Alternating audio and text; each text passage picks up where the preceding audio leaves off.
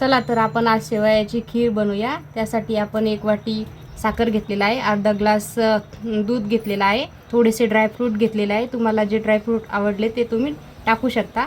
1 वाटी खोबरं खीस घेतलेलं आहे, 1 वाटी तूप घेतलेलं आहे। आता थोडी विलायची पावडर घेतलेली आहे। आपण या ठिकाणी गॅस पेटवून घेतलेला आहे। गॅसवरती आता कढई ठेवूया। इथे आपण तूप टाकून घेऊया। मी 2 चम्मच टाकते, तुम्हाला जेवढं लागलं तेवढं तुम्ही टाकू शकता। शेवया टाकून घेऊया,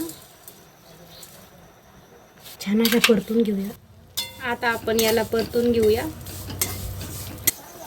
थोड्याशा गोल्डन होईपर्यंत आपण याला परतून घेऊया। शेवया फ्राय होईपर्यंत आपण आता दूध तापवून घेऊया।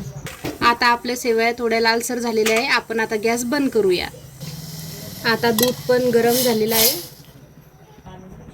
कढईमध्ये थोडं तूप टाकून घेऊया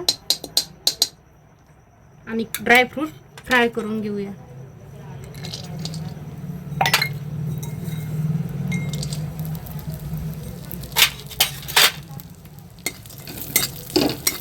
थोडे गोल्डन ब्राउन होऊ देऊ। हे थोडे गोल्डन ब्राउन झालेले आहे। याच्यामध्ये आपण थोडं खोबरं खीस टाकून घेऊया। आता यामध्ये दूध टाकूया। आता या ठिकाणी मी 1 वाटी साखर टाकत आहे, तुम्हाला जशी लागली तशी तुम्ही टाकू शकता। आता आपण यामध्ये शेवया टाकूया।